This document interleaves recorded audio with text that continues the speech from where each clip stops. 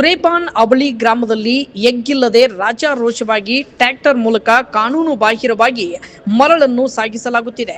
ಹಗಲು ರಾತ್ರಿ ಎನ್ನದೆ ಅಕ್ರಮ ಮರಳು ದಂಧೆಗೆ ಕಡಿವಾಣ ಹಾಕ್ತಾರ. ಯಾವಾಗ ರಾತ್ರಿ ಆದ್ರೆ ಸಾಕು ಮರಳು ತುಂಬಿದ ಟ್ರ್ಯಾಕ್ಟರ್ಗಳು ಓಡಾಡುತ್ತವೆ. ಸಾರ್ವಜನಿಕರ ಟ್ರ್ಯಾಕ್ಟರ್ ಸೌಂಡಿಗೆ ನಿದ್ದೆಗಿಡಿಸುವಂತಾಗಿದೆ.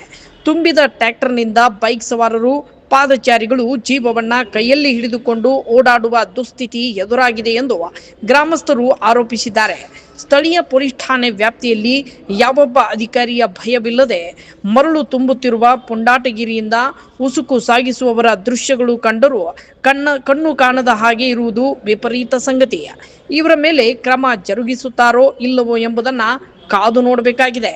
ಸುರೇಪಾನ್ ಸಮೀಪದ ಕಿತ್ತೂರು ಗ್ರಾಮದ ಗದಿಗೆಪ್ಪ ಭಜಂತ್ರಿ ಅವರ ಮರಳು ಸಾಗಿಸುವ ಟ್ರ್ಯಾಕ್ಟರ್ ಕಾನೂನು ಬಾಹಿರವಾಗಿ ಮರಳು ಸಾಗಿಸುತ್ತಿರುವುದು ಕಂಡು ಬಂದಿದೆ.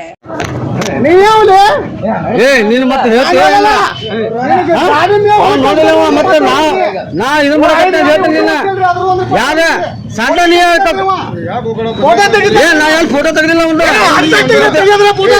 ನೋಡಿಲ್ಲ ಸಣ್ಣ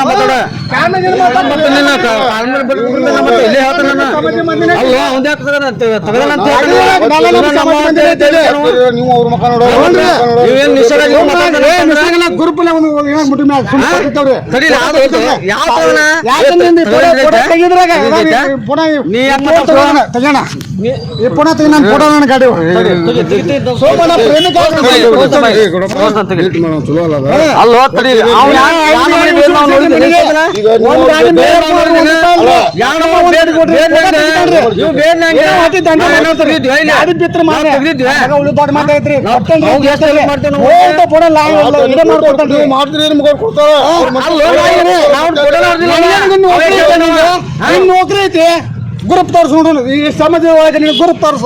ಏನ್ ಗ್ರೂಪ್ ತೋರ್ಸಿ? ನೀ ಏನ್ ಫೋಟೋ ತಗೋತಿ? ನೌಕರಿ